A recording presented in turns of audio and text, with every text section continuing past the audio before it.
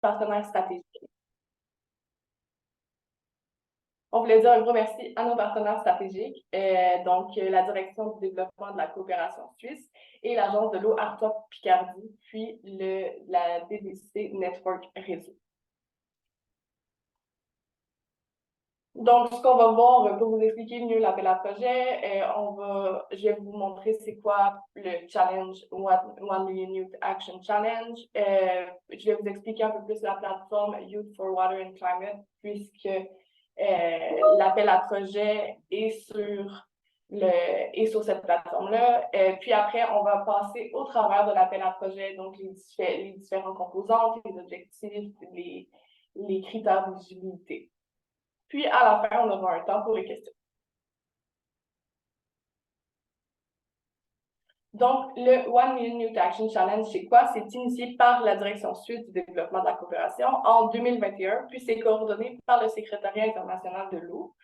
Donc, le but, c'est de mobiliser les jeunes de 10 à 30 ans pour mettre en œuvre des actions concrètes pour un avenir plus durable. Et WAMNIAC va cibler 4 objectifs de développement durable. Donc, on a l'objectif 6, eau et assainissement, 12, consommation responsable et production, 13, action climatique et 15, donc la biodiversité. L'objectif, c'est d'atteindre 1 million d'actions jeunesse.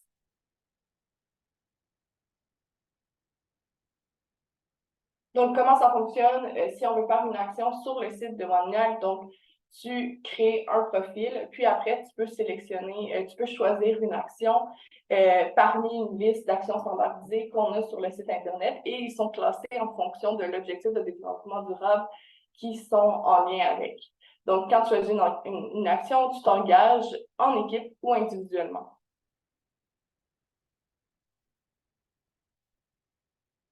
Puis, notre challenge, il compte énormément sur nos ambassadeurs WAMNIAC, puisque les ambassadeurs WAMNIAC, c'est eux qui vont promouvoir le défi dans leur communauté, ils vont mobiliser les jeunes pour qu'ils agissent en faveur de l'environnement, dont les 4 objectifs de développement durable.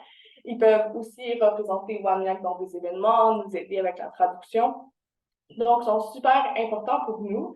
Puis, c'est pour ça aussi qu'on lance cet appel-là à projet qui est spécialement pour nos ambassadeurs WAMNIAC. Mais si vous n'êtes pas un ambassadeur WAMNIAC, ce n'est pas un problème puisque vous pouvez toujours le devenir avant le 16 juillet prochain. Donc, avant aussi, c'est à la même date que vous devez soumettre votre projet pour l'appel à projet. Donc, comment est-ce que vous pouvez devenir un ambassadeur WAMNIAC? Donc, vous devez compléter le formulaire en ligne et vous assurer de répondre à toutes les questions du formulaire. Donc, pourquoi vous voulez devenir un ambassadeur? Puis une fois que ça c'est fait, si vous êtes sélectionné, on va vous envoyer un courriel que vous allez pouvoir vous connecter à une session d'introduction. Et après cette session d'introduction-là, si vous voulez toujours être un ambassadeur, vous allez devenir officiellement un ambassadeur. Puis nous, on s'attend que nos ambassadeurs restent actifs pour au moins 2 ans en faisant la promotion du challenge dans leur communauté ou en faisant d'autres actions.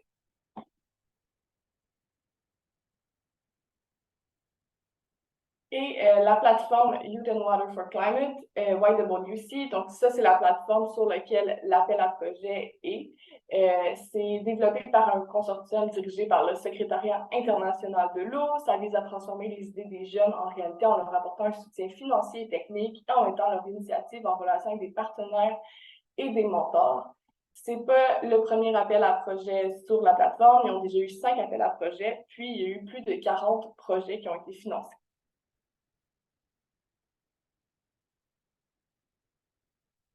Donc là, vous avez un exemple de certains projets qui ont été financés sur le site. Je vous invite à aller sur le site. Dans l'espace blog, il y a aussi plusieurs descriptions des projets qui ont été financés. C'est assez inspirant, puis ça peut être le fun à regarder aussi. Donc, avec cet appel, on est heureux de réunir 2 outils, donc l'outil WAMNIAC et YWC, pour soutenir les initiatives des jeunes. Donc, maintenant que vous comprenez un peu plus l'aspect de WAMNIAC et YWC, on va passer à travers les différentes étapes de l'appel à projet. Il faut savoir que cet appel-là est super important pour nous, puis ça va permettre aux jeunes d'accéder à des financements pour soutenir leurs efforts. Puis, ça peut aussi augmenter l'accès à de l'assistance technique et des conseils. L'objectif de cet appel à projet, c'est de soutenir la mise en œuvre d'initiatives menées par des jeunes dans les domaines suivants. Donc, ça, c'est les mêmes thématiques, les mêmes objectifs de développement durable qui sont ciblés par WANIAC. Donc, les thèmes ciblés par l'appel, donc on a l'objectif 6, ça va être d'améliorer la qualité de l'eau, promouvoir l'eau potable, l'assainissement et l'hygiène. L'objectif 12, promouvoir l'efficacité des ressources, de l'énergie, l'économie circulaire. 13, réduire les émissions de gaz, améliorer l'adaptation au changement climatique. Et l'ODD 15, protéger la biodiversité et prévenir la dégradation des écosystèmes.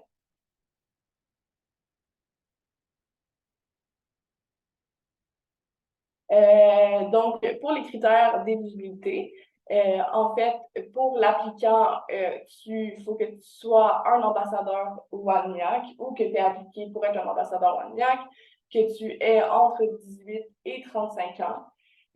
Aussi, le fait que le leader de projet aurait une expérience en matière de gestion de projet, ça va être considéré comme un plus lorsqu'on va évaluer les projets.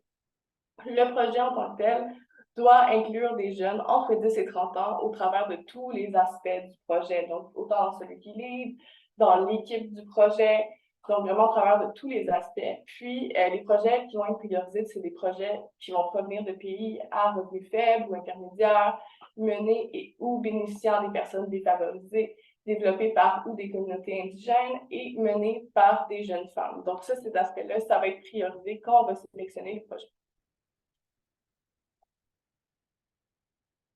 Et les critères de sélection. Donc, c'est sûr qu'on va regarder si la personne était un ambassadeur WANIA qui va avoir un certain, avant juin 2023, il va avoir un certain avantage. Si la personne était un ambassadeur actif, mais comme vous voyez, ça compte pas pour beaucoup, ça compte pour 5%. Donc, il n'y a pas de stress si vous n'étiez pas déjà un ambassadeur ou si vous venez juste d'appliquer. La pertinence du projet, est-ce que le projet va être pertinent pour la communauté? Est-ce que la proposition contient une explication de la situation qui doit être changée? Pourquoi est-ce qu'elle doit être changée? Et comment le projet va contribuer à cette situation-là? Inclusion des jeunes et leadership. Le projet, est-ce qu'il va inclure les jeunes tout au long du projet? Comme on disait, c'est important d'inclure les jeunes de 10 à 30 ans dans toutes les étapes du projet.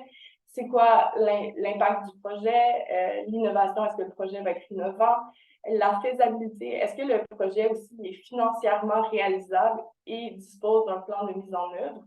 Et la durabilité, est-ce que le projet est durable? Est-ce que c'est possible de le reproduire ou de l'étendre? Donc, tous ces critères de sélection-là sont expliqués plus en profondeur dans les documents du projet qui sont sur le site de YWC. Donc, je vous invite à aller les télécharger. Les documents du projet sont disponibles en français, en anglais, en espagnol, puis en allemand. Donc, les prix et incitatifs que vous pouvez avoir si votre projet est sélectionné. Donc, vous pouvez bénéficier d'un support technique, d'un support financier qui va jusqu'à 5 000 canadiens et une visibilité sur les plateformes YWC et WANIAC.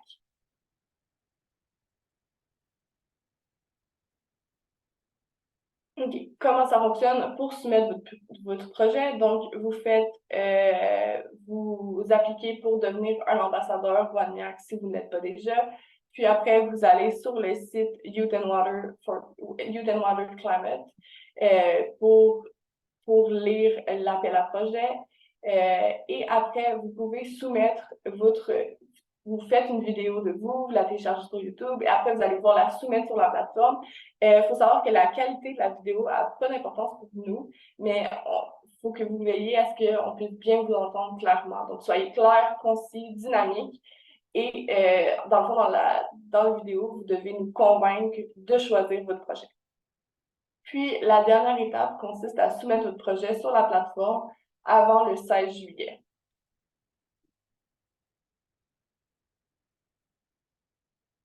Donc, quand vous allez sur le site, vous voyez le Project Submission. Donc, je vais vous montrer un peu où qu'on le trouve sur le site. On va explorer le site ensemble. Je vais partager mon écran.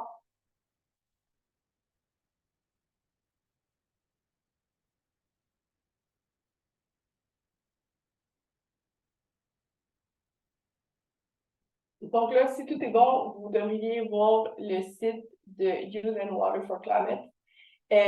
Donc, quand vous êtes sur le site, vous allez dans Call for Proposal pour lire l'appel à projet de Wagnac. Donc, juste ici, on peut voir qu'il reste 10 jours avant le 7 juillet. Donc, on peut voir les détails. Ici, vous avez tous les détails que vous avez besoin de savoir pour l'appel à projet. Donc, je vous invite vraiment à le lire comme il faut avant de soumettre votre projet. Il y a aussi tout en bas, vous pouvez télécharger les documents de projet, donc vraiment de bien lire ça avant de soumettre votre projet. Puis quand vous êtes prêt, donc on va aller dans soumettre un projet. Donc, je reclique sur Submit your project. Et là, j'ai accès au Project Submission. Donc, qu'est-ce qu'il faut savoir, c'est que le formulaire est en anglais, mais vous pouvez le remplir dans d'autres langues qui sont acceptées par l'appel à projet. Donc, vous pouvez bientôt le remplir en anglais, en français, en espagnol, puis en allemand. Mais il faut savoir aussi que les communications avec l'équipe de Wagnac vont se faire en anglais. Donc, ici, vous avez toutes les questions. Encore une fois, je vous invite à regarder vraiment à travers toutes les questions, puis de répondre à toutes les questions. Ici, sur le côté, vous avez des guidelines pour vous aider justement lorsque vous voulez remplir le Project Submission, donc les do's and don'ts à faire et ne pas faire, des guidelines pour le budget, puis des Project Quality Criteria. Donc, je vous invite à aller tout lire ça avant de soumettre le projet. Donc, ça peut quand même vous aider lorsque vous voulez soumettre. On va revenir à notre PowerPoint principal.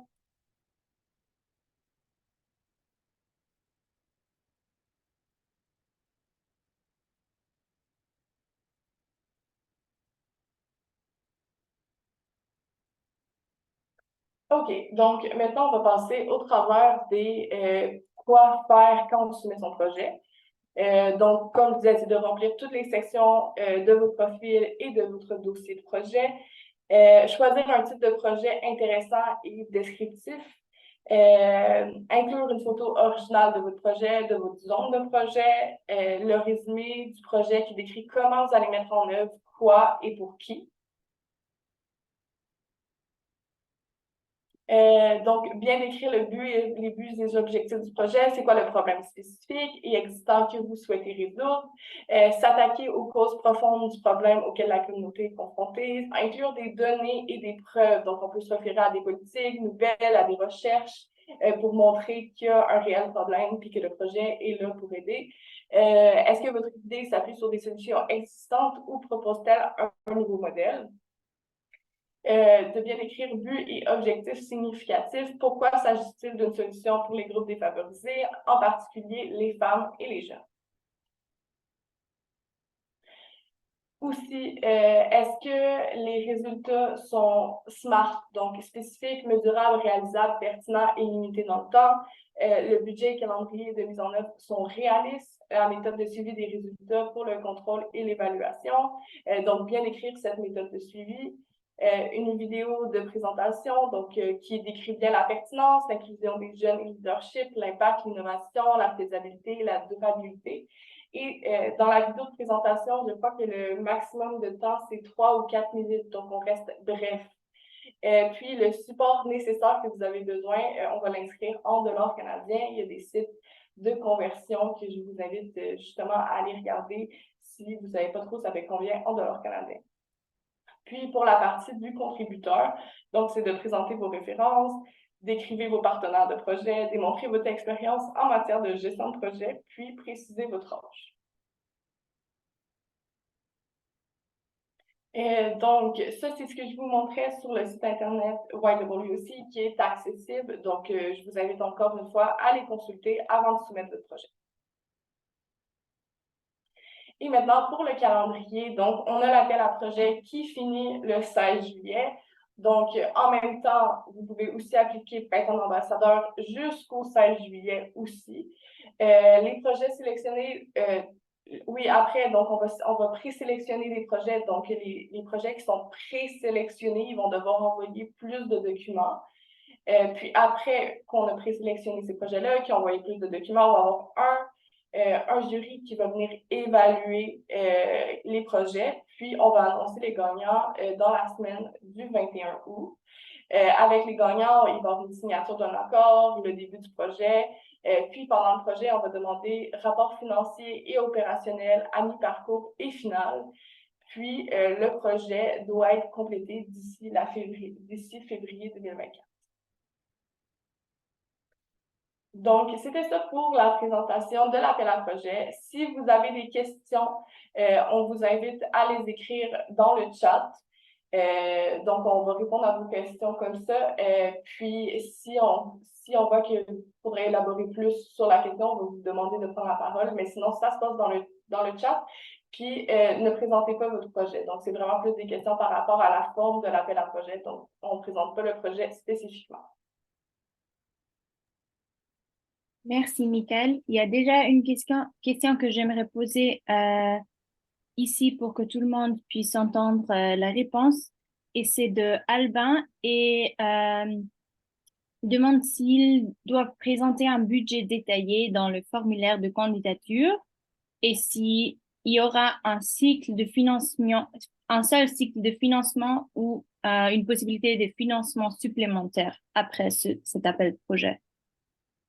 Donc oui, quand tu vas remplir le formulaire en ligne, il faut que tu présentes ton budget dans le formulaire.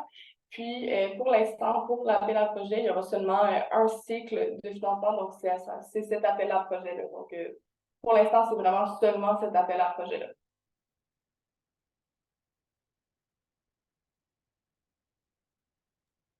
Et de quel degré doit être le budget?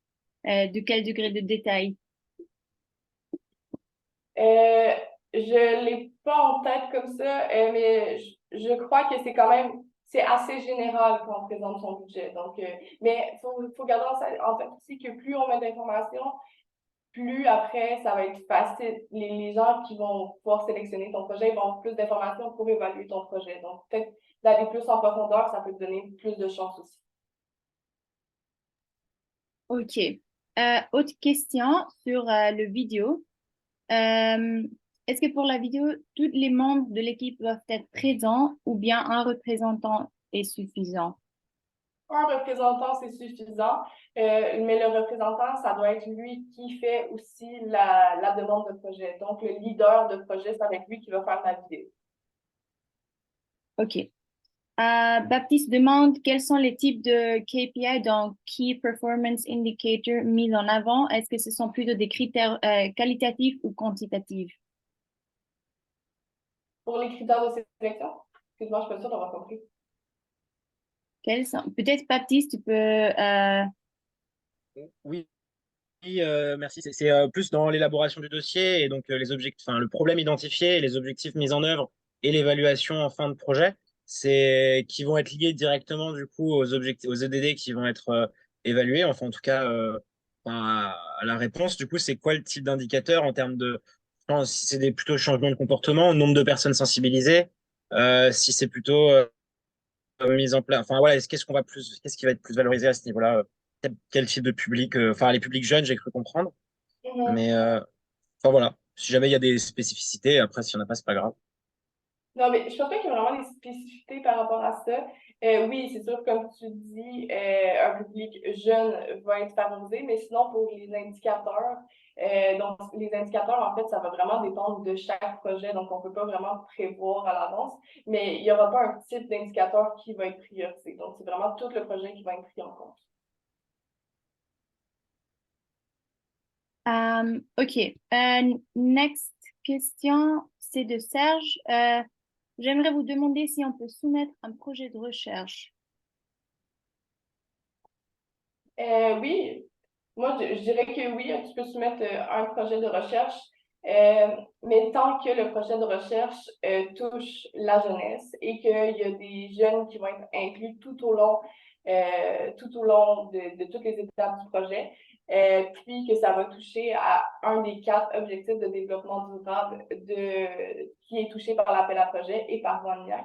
Mais nous, ça nous fait plaisir, WANIAC, les projets de recherche. On a justement une action sur le site de WANIAC qui touche les projets de recherche aussi. Donc voilà. Ok. Je crois qu'il y a Albin qui aimerait parler. Vas-y, Albin. Euh, Bonsoir encore et merci beaucoup pour la présentation. Je voudrais savoir, est-ce que le projet qu'on soumet, est-ce que ça peut faire partie d'un autre programme qui existe déjà et qui est peut-être déjà en terme et qui a besoin de plus d'action ou bien de financement? Merci. Oui, oui, ben merci pour ta question. Oui, en effet, puisqu'on accepte les projets qui débutent, donc les nouveaux projets, puis les projets qui sont déjà en cours. Donc, ça peut totalement faire partie d'un projet qui est déjà en cours, puis qu'il y a besoin d'un nouveau financement pour continuer. Donc, on encourage ces projets-là aussi à soumettre leur projet. Marie, est-ce que ça répond aussi à ton dernière question, je crois? Oui, c'est bon, ça répond. Ok, parfait. Donc, D'autres questions aussi, ça veut dire on ne peut pas soumettre un projet qui a une valeur de plus de 5 000 euros, c'est ça? Ou ça doit être moins de 7 Vous pouvez quand même le soumettre, mais il faut savoir que nous, notre financement n'ira pas au-delà de 5 000. Donc, le montant que vous demandez pour le projet, il faudrait qu'il soit égal à 5 000 ou inférieur. Donc, il n'y a pas de possibilité d'avoir plus d'autres partenaires de votre côté pour soutenir. S'il y a peut-être une demande d'ajout de 2 000 euros ou de 3 000 euros pour un projet, ça c'est juste assez. Eh bien, c'est possible de votre côté, si vous avez d'autres partenaires pour le projet, je vous invite justement à les mentionner quand vous soumettez votre projet en ligne. OK. Et est-ce que ça veut dire que même si le budget du projet dépasse les 5 000 dollars, ça peut ne pas être un critère de disqualification? Non, ça ne sera pas un critère de disqualification. Ok, merci. ok. Vous pouvez toujours encore mettre vos questions dans le chat, comme ça on peut aussi prendre des questions similaires ensemble. Du coup, prochaine question de Daniel Cotto. La durée maximale de mise en œuvre des projets est de 3 ou 4 mois, c'est bien correct? De 3 ou 4 mois, puisque je ne crois pas qu'il y ait de durée maximale, parce que puisque tout ce qu'on dit, c'est que les projets doivent être complétés d'ici février 2024. Donc, d'ici février 2024, je crois que ça fait quand même plus que 3-4 mois. Puis, c'est des projets qui sont déjà en cours, donc c'est sûr que la durée n'est pas longue et elle n'est pas très longue. Donc quoi? Je ne dirais pas 3-4 mois, un peu plus. Ok. Prochaine question. Dans l'appel à projet, le nom de l'équipe doit être annexé. Le nom de l'équipe doit être annexé. C'est une question. Qu'est-ce que... Je suis pas sûre de comprendre la question. Franchement, moi, je crois que non, c'est pas. Il faut pas être une équipe. Et si vous avez déjà un nom, genre mettez-les dans votre candidature, mais il faut pas trouver un nom nouveau juste pour le mettre comme ça. Donc, si vous êtes déjà un groupe organisé, vous avez probablement un nom. Et sinon, vous inquiétez, genre ça, je crois que ça vaut pas la peine de trouver un nom propre et tout avant qu'on sait si on va être choisi ou pas. Prochaine question. Est-ce que l'organisation d'appartenance du leader de projet est un critère de sélection? Non, ça ne va pas être un critère de sélection. Donc, vraiment, le critère de sélection, il faut que la personne qui va soumettre le projet, le leader du projet, ait entre 18 et 35 ans, mais l'organisation n'est pas un critère de sélection. Ok. Prochaine question sur des conseils. Ouais, vas-y, Augustin. Oui, je voulais poser une question. Et j'ai suivi tout au long de l'explication, on a parlé de deux présentations. Je ne sais pas si j'avais bien suivi parce que chez nous, il se pose un petit problème de la connexion. La première vidéo de présentation, c'est de vous présenter. Si c'était ça, je n'ai pas bien entendu. Et aussi l'autre, vous parlez des projets, c'est ça? Donc, il faut juste faire une vidéo de 3 minutes à peu près pour le... Donc, dans la même, donc, dans la même vidéo, vous vous présentez pour devenir ambassadeur et vous présentez aussi les projets, c'est ça? Non, pardon. Vas-y, Michael, pardon. Non, mais c'est une question, mais merci, Augustin. En fait, la vidéo, c'est seulement quand tu soumets ton projet. Donc, dans cette vidéo-là, tu présentes ton projet, tu présentes les objectifs de projet, mais ça, c'est pas en lien avec le fait de devenir ambassadeur. Pour devenir ambassadeur, tout ce que tu as besoin de faire, c'est de remplir le formulaire en ligne, mais il n'y a pas de vidéo qui est nécessaire pour devenir ambassadeur. La vidéo est vraiment associée pour lorsque tu soumets ton projet. Ok, et deuxième question, vous avez dit par rapport au premier critère des anciens ambassadeurs, vous avez dit il faudrait que vous soyez ambassadeur avant le mois de juillet, c'est ça? Avant le 16 juillet. Ah, ok, avant le 16 juillet, Mhm. d'accord. Donc, Merci. lorsque vous appliquez pour devenir ambassadeur, vous pouvez en même temps soumettre votre projet. Donc, puisque c'est les mêmes dates. Donc, vous avez jusqu'au 16 juillet pour soumettre le projet et 16 juillet pour devenir ambassadeur. Donc, ça se peut que vous devenez officiellement un ambassadeur après le 16 juillet, qu'on vous envoie une lettre d'introduction pour un appel d'introduction avec les autres ambassadeurs après le 16 juillet. Mais ça, c'est pas grave. Vous êtes toujours éligible. Ah, ok, c'est bon. Parce que moi, j'ai un message d'introduction. Je crois que le rendez-vous, c'est demain. Mhm. Oui, c'est très possible. Il y a une session d'introduction demain. Ok, il y a une question de Aminata qui est connectée à ce qu'on a juste discuté. Elle demande donc on peut être ambassadeur sans être un porteur de projet. Oui, tu peux aussi appliquer pour devenir ambassadeur WANIAC sans soumettre ton projet si ça te tente de devenir ambassadeur WANIAC. Donc, nous, ça nous ferait plaisir en plus. Géraldine demande comment devenir ambassadeur.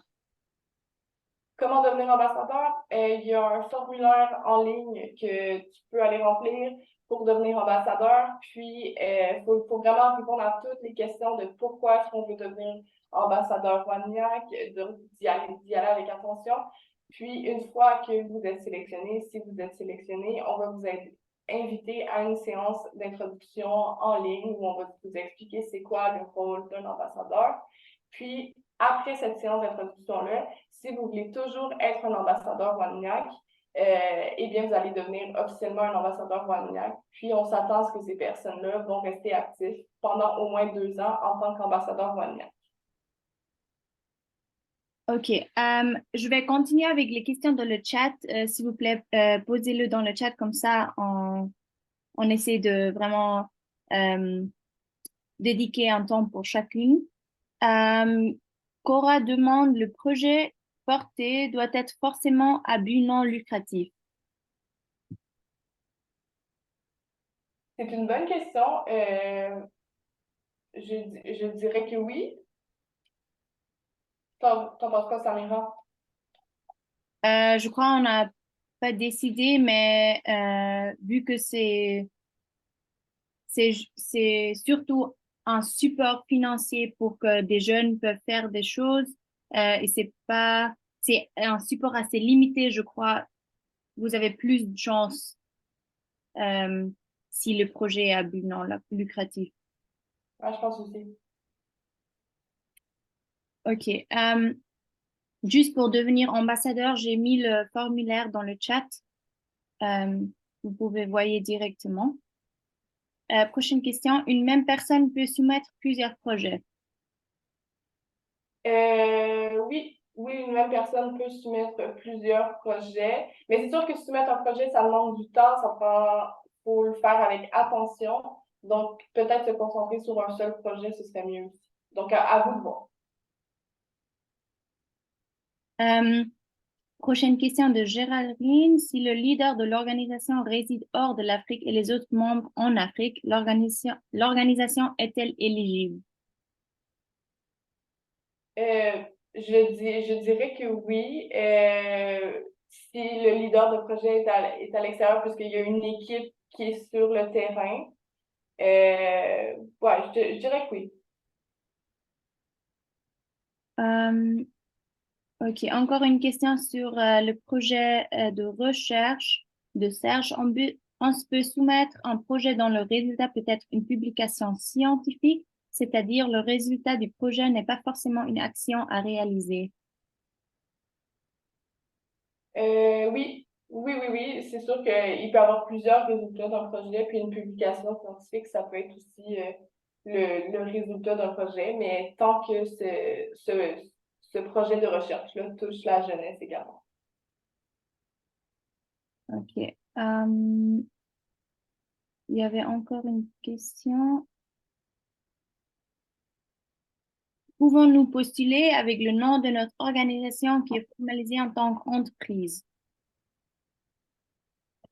Si votre organisation est une organisation jeunesse, je dirais que oui. Mais il faut savoir que c'est vraiment le leader de projet qui postule et non l'organisation. Donc, il faut vraiment qu'il y ait un leader de projet qui postule et cette personne-là a entre 18 et 35 ans.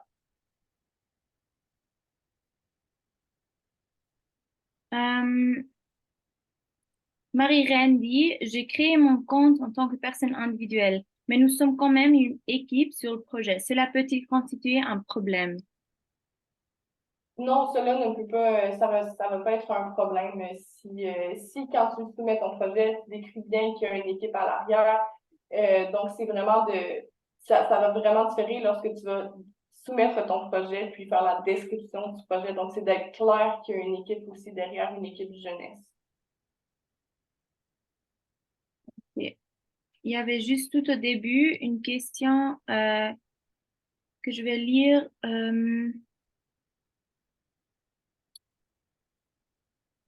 Permettez-vous au réseau de jeunes de soumettre des propositions ou les membres doivent-ils le faire à titre individuel? C'est connecté à ce qu'on a juste.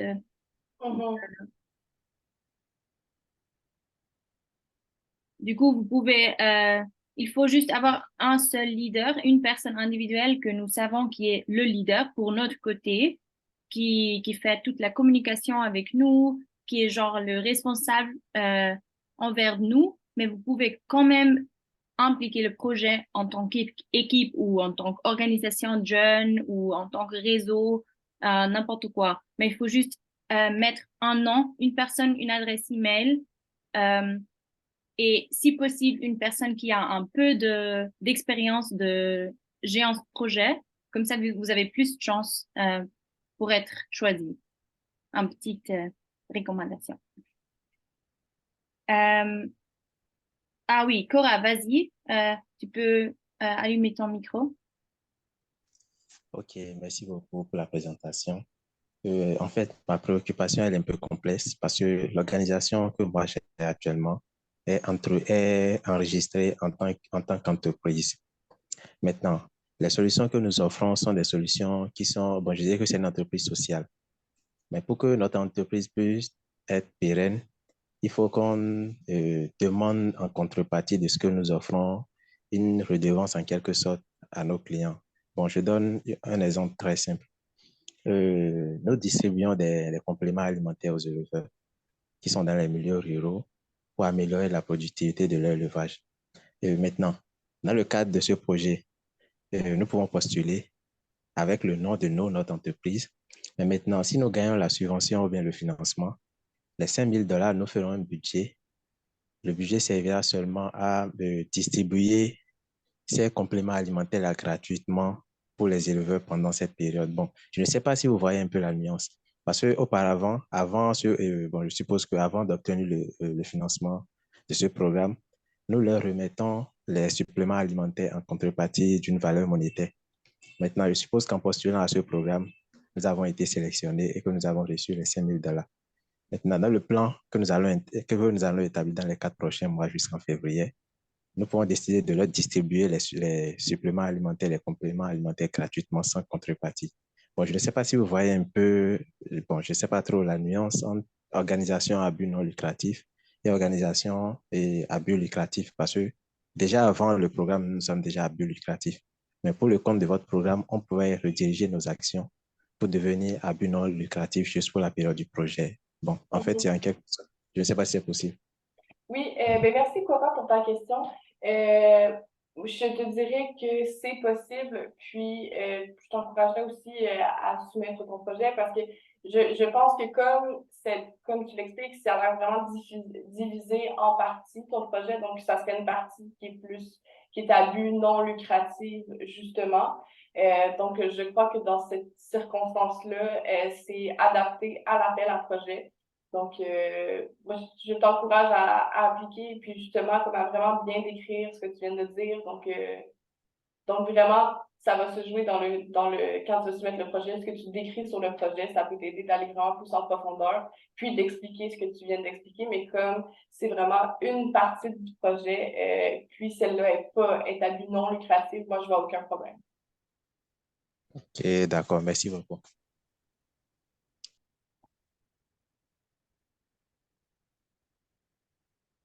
Euh, J'ai une question par rapport à l'application Oui, vas-y, Alvin. Ambassadeur.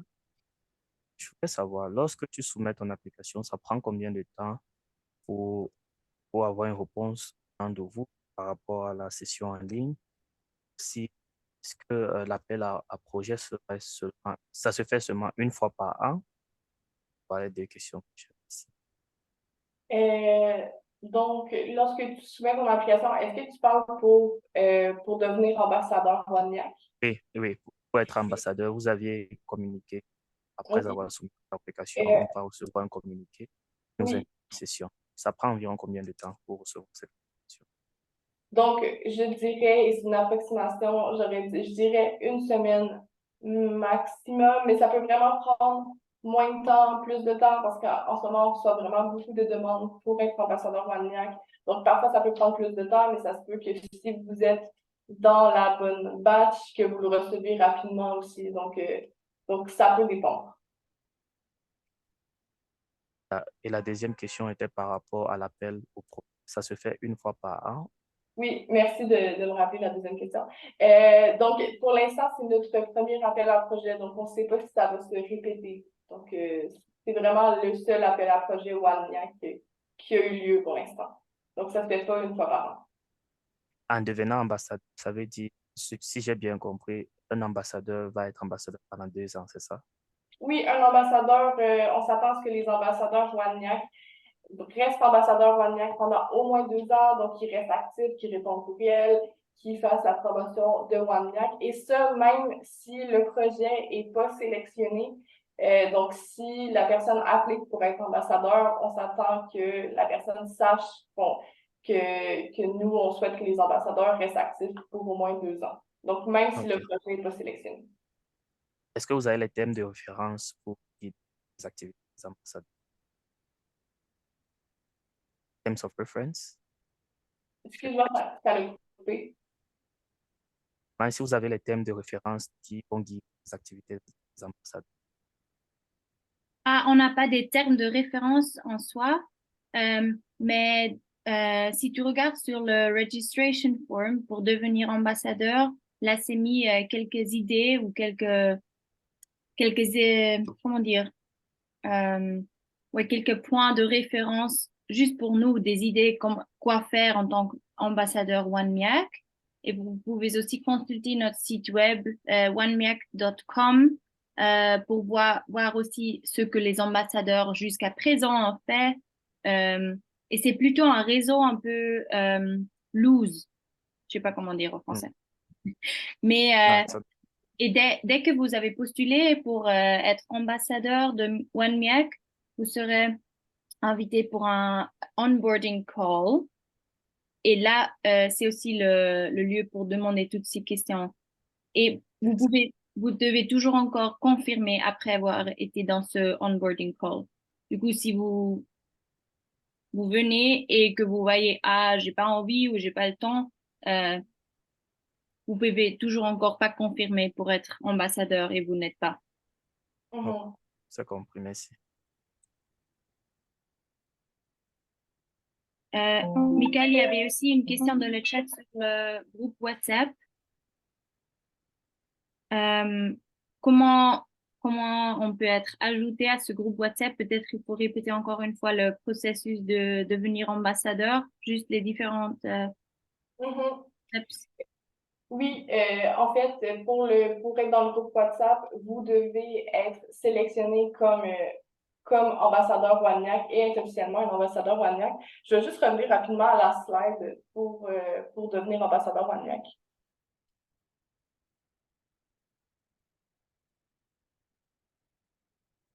OK, donc comment devenir un ambassadeur WANIAC? Comme on disait, donc il faut remplir le formulaire pour devenir ambassadeur WANIAC. On répond à toutes les questions de pourquoi est-ce qu'on veut devenir ambassadeur. Donc, si on veut être éligible en même temps pour l'appel à projet, donc on faut remplir ce formulaire-là avant le 16 juillet prochain. Puis après, si vous êtes sélectionné pour devenir un ambassadeur WANIAC, on va vous envoyer une invitation pour une session d'introduction. On fait des sessions d'introduction en français et en anglais. Puis une fois que vous avez été à la session d'introduction, que vous avez compris c'est quoi le rôle d'un ambassadeur, puis on va vous expliquer aussi pendant la session, donc c'est ça, c'est qu'est-ce qu'un ambassadeur peut faire, les différents groupes qu'il y a aussi pour les ambassadeurs, dont les groupes WhatsApp, Facebook, donc toute la communauté qui est autour des ambassadeurs, ça va être le moment qu'on va vous expliquer ça. Donc, si après cette session-là, vous êtes toujours intéressé à devenir un ambassadeur WANIAC, vous allez nous le confirmer, puis via un formulaire qu'on va vous partager pendant la rencontre. Puis, une fois que vous confirmez que vous voulez toujours être un ambassadeur WANIAC, vous êtes officiellement un ambassadeur, donc vous allez avoir accès au groupe WhatsApp et au réseau des autres ambassadeurs, aux événements des ambassadeurs de networking. Puis après, on s'attend à ce que les ambassadeurs restent au moins actifs pour 2 ans en faisant la promotion du challenge. Mais comme Samira disait, c'est assez lousse dans le rôle d'ambassadeur. Donc oui, on s'attend à ce que vous faites des actions, mais si vous n'êtes pas actif pendant 3-4 mois, c'est pas grave. Donc, tant que nous, on va être contents si vous faites des actions pour le challenge, que vous en parlez autour de vous, mais on va pas être là à checker vraiment ce que vous faites.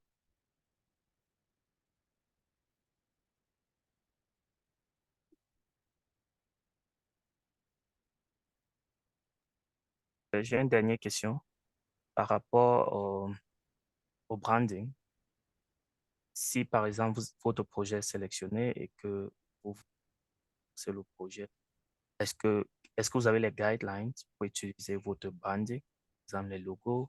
Comment est-ce que une personne peut l'utiliser? Est-ce qu'on peut l'utiliser sur les posters? Est-ce qu'on peut l'utiliser sur Vous parlez de ça, quel par exemple, logo? les logos des partenaires qui financent ce projet? Est-ce qu'il y a un guideline pour utiliser votre branding, en fait? C'est la question. Pour le projet, pour l'appel au projet. Et ça, c'est lorsque vous êtes sélectionné. Mhm. Ah, lorsqu'on on est sélectionné, il y aura plus de communication plus tard. Du coup, Ok.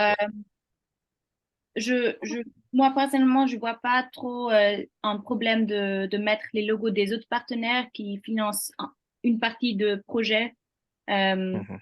mais reste à voir Mhm. dans Puis les là, phases concrètes. Ok, merci.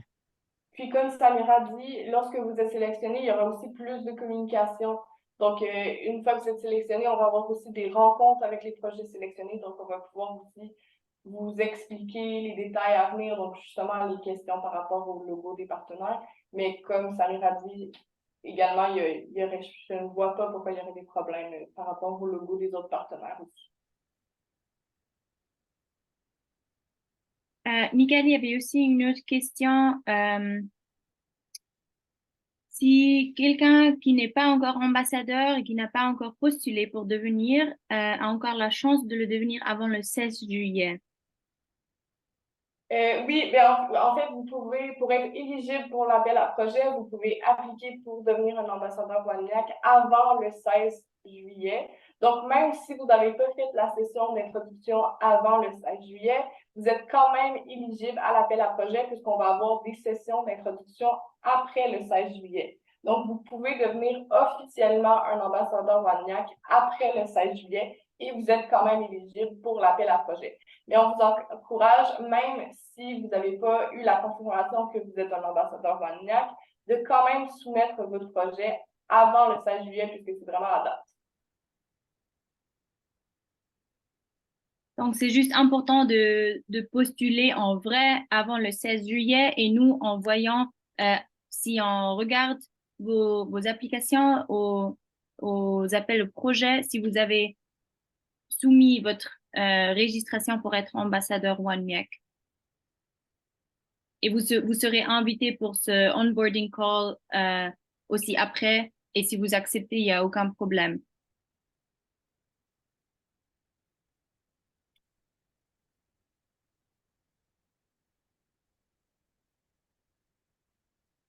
Est-ce que quelqu'un a une autre question?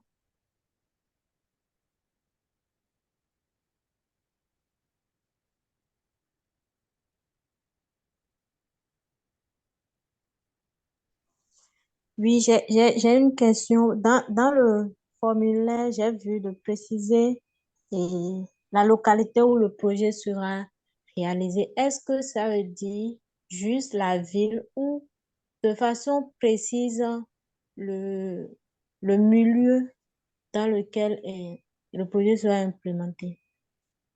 Vous pouvez vraiment juste préciser la ville et le pays, pas besoin des lieux précis en tant que tel, juste la ville, ce serait parfait. OK.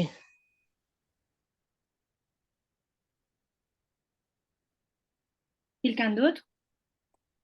Nous avons encore 10 minutes.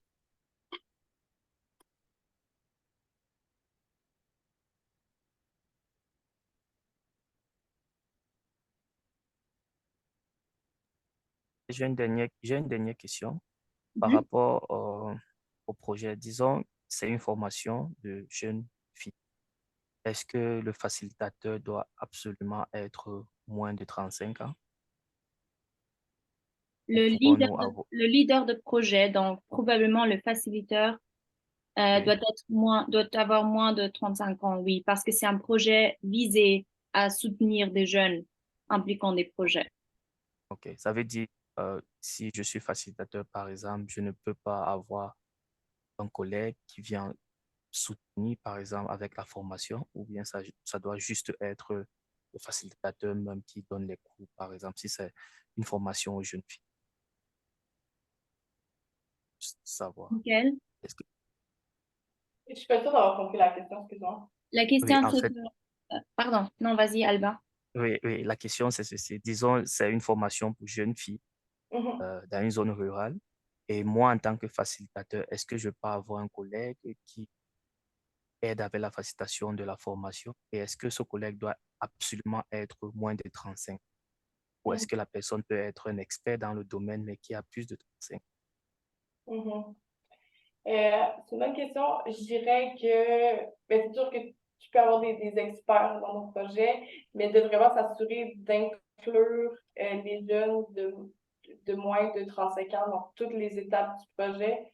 Donc, Mhm. ouais, ça peut être je privilégierais peut-être une équipe de jeunes de moins de 35 ans pour le projet. Donc, une équipe OK, jeunesse.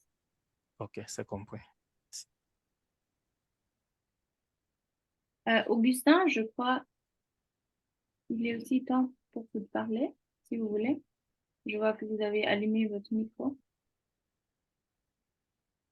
Oh, désolé, j'étais déconnecté. Comme je viens de me reconnecter, c'est démarré de soi-même. Ok, non, vous inquiétez. Du coup, est-ce que quelqu'un d'autre a une question? Parce que sinon, on peut fermer la partie officielle et on va couper le recording, mais vous pouvez toujours encore rester. Donc, nous, on reste, on a encore du temps. Si vous avez des questions individuelles, vous inquiétez pas. Euh, alors, je vais poser